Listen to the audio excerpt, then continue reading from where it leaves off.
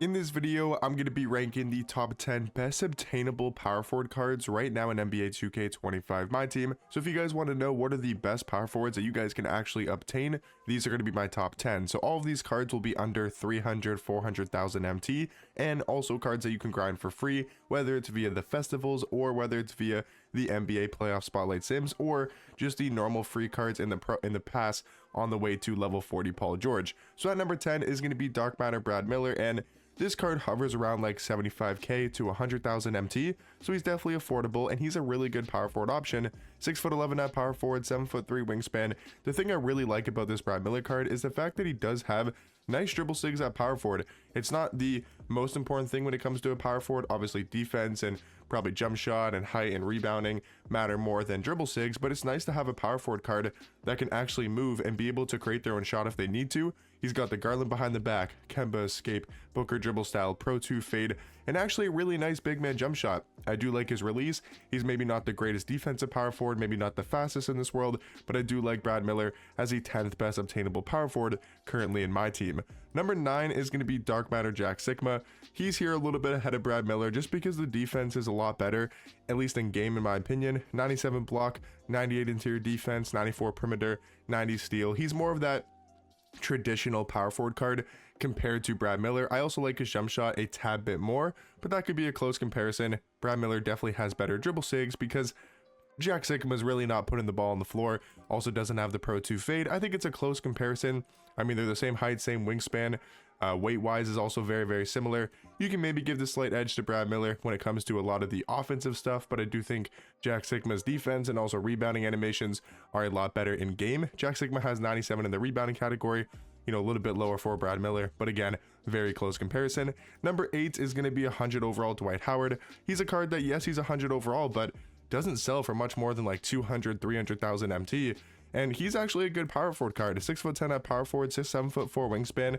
He's going to be 100 overall card, so he's going to have 99 speed, right? 99 agility, a 99 3-point shot. Of course, that 99 strength. His defense is going to be completely maxed out. The stats do matter when it comes to, like, you know, comparing Dwight Howard to Brad Miller. 10 plus speed, 10 plus vertical, you know, 9 plus or 8 plus agility. You know, the 3 ball being a little bit higher, the perimeter plus 10, the steal plus 15, the block and interior defense higher, even like stuff like the ball handle and the pass accuracy. It matters on cards. Like, it's not the be and end all, you know, at the end of the game. We're in June, middle of June. Stats aren't the most important thing. The most important thing is definitely animations. But take a look at the dribble sigs they gave Dwight Howard. Garland dribble style, Steve Francis size up, Kemba escape.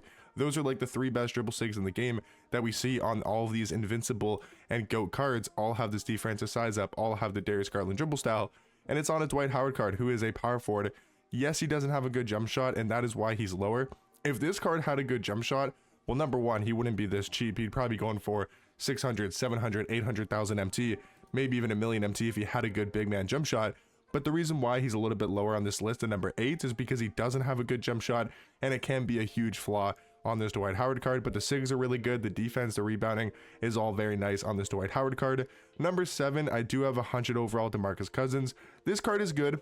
To me, he's a little bit more well-rounded compared to Dwight because he does have a much better jump shot, also does have the Pro 2 fade, and his sigs are good too. Like, he's got Trey behind the back, he's got Kemba escape, he's got nice sigs like Booker dribble style, Darren Fox size up. Maybe not as good as Dwight Howard's. I do think Dwight has better sigs, but DeMarcus Cousins has a much better jump shot. He's got an inch on the height, 2 inches on the wingspan, and even technically a better player model when it comes to the weights, but I do think Dwight has a better player model. These cards are close in comparison. I do like DeMarcus Cousins a little bit more, mainly due to that jump shot. And then, guys, at number 6, just missing out of the top 5, is going to be Dark Matter Chet. This card only goes for about 200,000 MT, maybe even a little bit lower nowadays. He's still a great power forward option. He's 7'1" at power forward with a 7'6" wingspan. You compare that to a card like DeMarcus Cousins, they're going to have the same wingspan, but Chet does have 2 inches on the height. And yes, I know the weight is a lot lower, the strength is a lot lower compared to these 100 overall cards like Dwight, like DeMarcus Cousins. They're a lot bigger of player models and they're a lot bigger of power forwards. But the thing with Chet is, number 1, I feel like his jump shot is almost better than those cards. I do prefer his jump shot. His sigs are nowhere near, but the thing about Chet is his defensive animations are some of the best in this entire game. Like genuinely some of the best animations. They are incredibly good. He blocks every shot. It seems like he's extremely fast. He's able to play really good weak side defense, and weak side defense, like good help defense. He seems to get a lot of block animations off that. He's good on wall up defense, and overall I think Chet is the sixth best obtainable power forward. Into the top 5 now is going to be 100 overall Joel Embiid.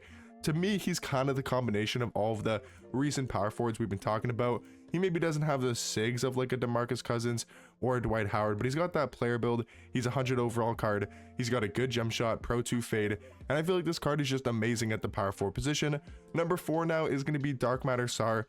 I can't stress enough, if you have like 150k and you're looking for a power forward, go get Dark Matter Sar. He is so good. He's basically Chet with a better jump shot.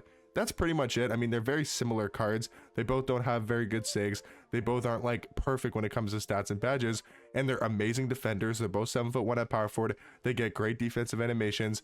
I just do prefer Sar's jump shot over Chet's, and that's why he's going to be here at number 4, and Chet is at number 6. Getting into the top 3, this is where we get to some very good obtainable power forwards. Here at number 3 is going to be 100 overall Willis Reed.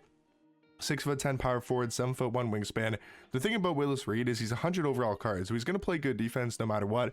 He's going to be a good rebounder. He's going to be fast. He's going to be good at getting to the basket. But the best thing about this card is so far, I would say he has easily the best jump shot, without a question, the best jump shot we've talked about at the power forward position. At least so far, the top 2 cards maybe have a better jump shot, but his release is so amazing. I feel like it's a lefty jump shot. I feel like you'll never miss with this card wide open in the catch and shoot. So he's got an amazing jump shot, also does have that Pro 2 fade as well.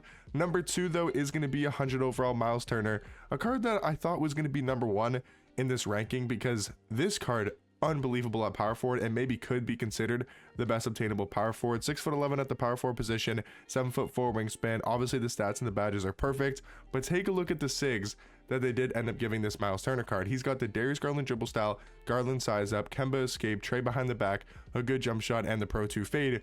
He's an unbelievable card that you can get for completely free in the NBA playoff spotlight sims. But the only obtainable power forward that I do think is a bit better is actually going to be this 100 overall Serge Ibaka. Now, you guys might be saying he's 100 overall pieces. That is a ton. He is a ton, but if you do everything in the festival, they have been giving out so many free pieces. There's going to be a total of like 4 GOAT pieces for free, which, I mean, that downgrades into 8 Invincibles. 8 times, I think it's 3. What's 8 times 3? That's 24, plus the other pieces you're able to obtain, whether it's King of the Court, whether it's the daily challenges that they've been dropping. It is technically obtainable. Now, if you guys don't want to include Serge Ibaka in this top 10, that makes total sense. We don't have to include him, but he is technically obtainable for the no money spent for the budget player. You don't have to spend any money to get this card, but you do have to spend a lot of your time. You have to grind this game like crazy, do everything that's available in the agendas, and you'd be able to get Serge Ibaka. But if you don't want to put this card, I understand. We can count Miles Turner as the best obtainable power forward, but he is incredibly good. The SIGs are the best in the game. The jump shot's really good. Pro 2 fade. If you can get your hands on him, he's one of the best power forwards in my team, and I'll catch you guys in the next one. Peace.